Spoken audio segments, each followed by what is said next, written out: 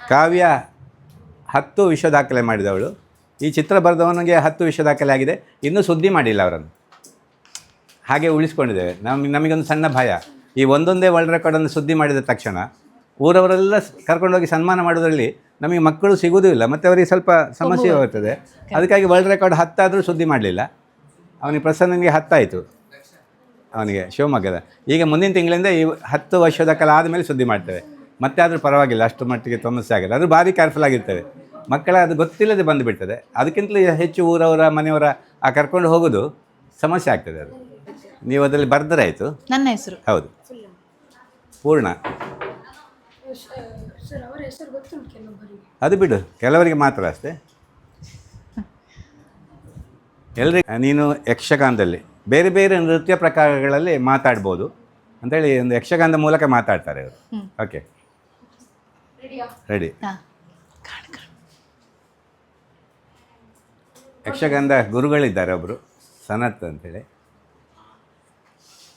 ಯಕ್ಷಗಾನದ ಹೀರೋ ಅವರು. ಓಕೆ,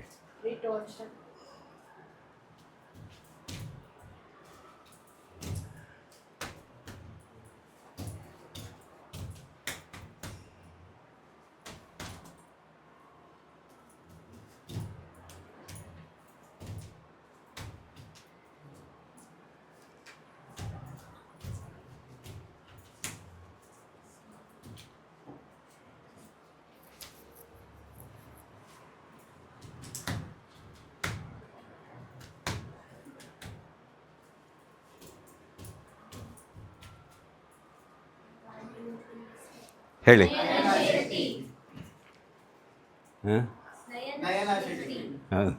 ಹೇಗೆ?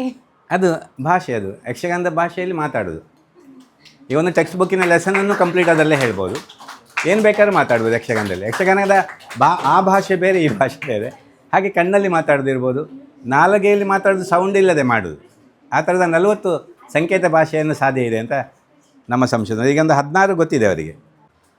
ಇದೀಗ ನಿಮ್ಮ ಬೋರ್ಡಲ್ಲಿ ಬರಿತಾ ಇರೋದು ನಿಮ್ಮ ಹೆಸರು. ಓಕೆ.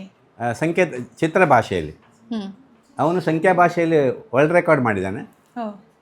ಭಗವದ್ಗೀತೆಯನ್ನು 84,000 ಚಿತ್ರ ಮಾಡಿ ವಿಶ್ವ ದಾಖಲೆ ಮಾಡಿದ್ದಾನೆ. ಅವನು ಚಿತ್ರದಲ್ಲಿ ಭಗವದ್ಗೀತೆಯನ್ನು ಮಾಡಿ ಆ ರೀತಿಯ ಚಿತ್ರ ಭಾಷೆ. ಅಂದರೆ ನಾವು ಮಾತಾಡಿದರೆ ಅವರೆಲ್ಲ ಚಿತ್ರದಲ್ಲಿ ಬರ್ಕೊಳ್ತಾರೆ, ನೋಟ್ಸ್ ಬರ್ಕೊಳ್ತಾರೆ. ಅದು ಯಾವತ್ತೂ ಮರೀಲಿಕ್ಕಾಗೋದಿಲ್ಲ. ಆ ಥರದಲ್ಲಿ ಅವ್ರದ್ದೆಲ್ಲ ನೋಟ್ಸ್ ಅದೇ ಇರ್ತದೆ. ನೋಡಿ, ಇಲ್ಲಿ ಕಾಣುವ ಪೇಂಟಿಂಗ್ ಎಲ್ಲವೂ ಕೂಡ SLC ಪೋರ್ಷನ್ನ ಚಿತ್ರ ಭಾಷೆಯ ನೋಟ್ಸ್ಗಳೆಲ್ಲವೂ ಕೂಡ ನಿಮ್ಮ ಹಿಂದುಗಡೆ ಉಂಟು ನೋಡಿ. ಅದು SLC ಪೋರ್ಷನ್ ಕಂಪ್ಲೀಟ್ ನೋಟ್ಸ್. ಅದು ಯಾವತ್ತೂ ಮರಿಬೇಕಾದಿಲ್ಲ. ಅದು ಕಾಣ್ತದಲ್ಲ ಕಣ್ಣಿಗೆ, ಅವರೇ ಮಾಡಿದ ಚಿತ್ರ ಆದ ಕಾರಣ. ಓಕೆ, ಹೇಳ್ತೀಯಾ? ಈಗ ಒಮ್ಮೆ ನೋಡಿಕೊಳ್ಳಿ, ಒಮ್ಮೆ ತಿರುಗಿ ಈ ಕಡೆ, ಇಲ್ಲಿ ನೋಡಿ. ಮುಗೀತಾ? ಓಕೆ. ಅದು ನಿಮ್ಮ ಹೆಸರು. ಅದನ್ನು ಎಲ್ಲರೂ ಓದ್ತಾರೆ ಈಗ. ಅಂದರೆ ನಾವು ಬರೆದ ನಮ್ಮ ಜೊತೆಗಿರೋ ಮಕ್ಕಳಿಗೆ ಎಲ್ರಿಗೂ ಓದಿ.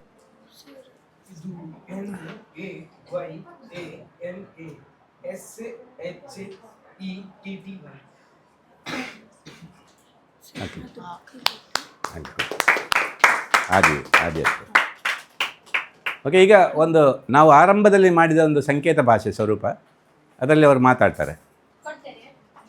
ನಿಮ್ಮ ಮೊಬೈಲ್ ನಂಬರನ್ನು ಹೇಳ್ತಾರೆ. ಈಗ ಫಾಸ್ಟ್ ಅಲ್ಲ? ರೆಡಿಯಾ? ಎಲ್ಲರೂ ರೆಡಿಯಾ? ನೋಡಬೇಕು. ಆದಿಶ ಅಡ್ಡ ಆಗ್ತಾ ಇದೆ. ಓಕೆ,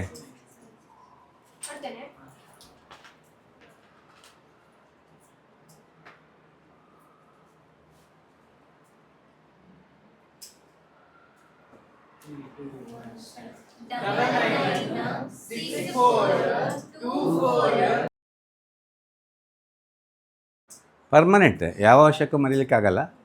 ನಾವು ಕೇಳ್ತೇವೆ, ಮರೆಯುವುದು ಹೇಗೆ, ದಯವಿಟ್ಟು ಹೇಳಿಕೊಡಿ. ಬಹಳ ಮಕ್ಕಳು ಮರಿತದಲ್ಲ ಅಂತ ಕೇಳಿದೆ. ಓಕೆ, ಕತೆ ಹೇಳಿಬಿಡಿ. ಯಾರು ಹೇಳ? ಕಾವ್ಯ 10 ವಿಶ್ವ ದಾಖಲೆ ಮಾಡಿದವಳು. ಈ ಚಿತ್ರ ಬರೆದವನಿಗೆ 10 ವಿಶ್ವ ದಾಖಲೆ ಆಗಿದೆ. ಇನ್ನೂ ಸುದ್ದಿ ಮಾಡಿಲ್ಲ ಅವರನ್ನು, ಹಾಗೆ ಉಳಿಸ್ಕೊಂಡಿದ್ದೇವೆ. ನಮಗೊಂದು ಸಣ್ಣ ಭಯ, ಈ ಒಂದೊಂದೇ ವರ್ಲ್ಡ್ ರೆಕಾರ್ಡನ್ನು ಸುದ್ದಿ ಮಾಡಿದ ತಕ್ಷಣ ಊರವರೆಲ್ಲ ಕರ್ಕೊಂಡೋಗಿ ಸನ್ಮಾನ ಮಾಡೋದ್ರಲ್ಲಿ ನಮಗೆ ಮಕ್ಕಳು ಸಿಗೋದೂ ಇಲ್ಲ, ಮತ್ತು ಅವರಿಗೆ ಸ್ವಲ್ಪ ಸಮಸ್ಯೆ ಹೋಗ್ತದೆ.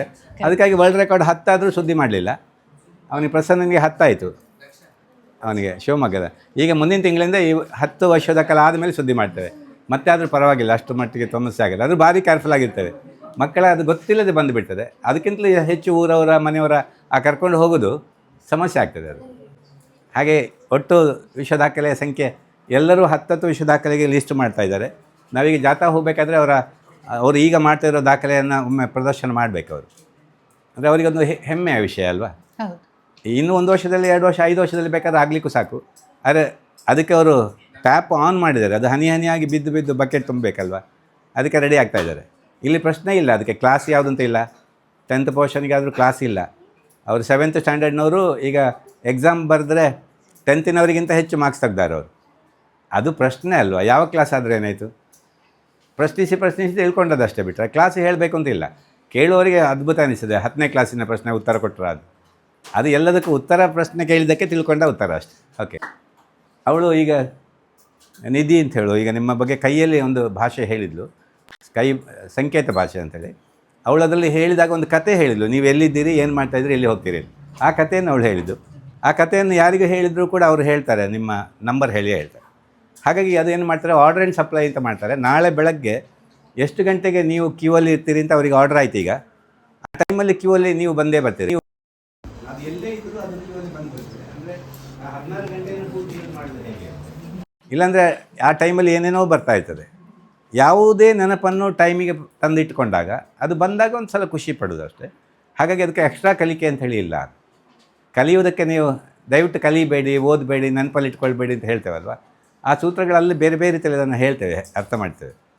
ಒಂದೇ ಒಂದು ರಿಕ್ವೆಸ್ಟ್ ಮಾಡ್ತೇವೆ, ಸ್ಕೂಲಿಂದ ಹೊರಗೆ ಬನ್ನಿ ಅಂತ. ಅಲ್ಲಿಂದ ಬಿಟ್ಟು ಬಂದಿದ್ದಾರೆ, ಇಲ್ಲಿ ಬಂದ ಮೇಲೆ ಕೂಡ ಮತ್ತೆ ಸ್ಕೂಲ್ ಆಗ್ತದೆ. ಅಂದರೆ ಹೇಳಿದರೆ ಮಾತ್ರ ಮಾಡಿದರೆ ಅದು ಸ್ಕೂಲ್ನ ಸಿಸ್ಟಮ್ ಆಗ್ತದೆ, ಕೂಲಿ ಕೆಲಸ ಮಾತ್ರ ಆಗ್ತದೆ ಅದು. ಓಕೆ, ಹೇಳಿ. ಚಪ್ಪಾಳೆಯಲ್ಲಿ ಹೆಸರು. ಓಕೆ,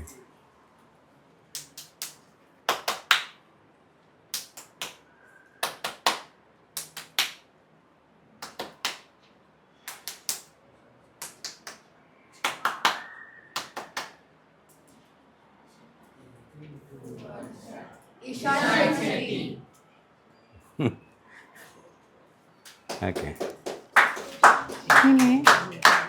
ಅದು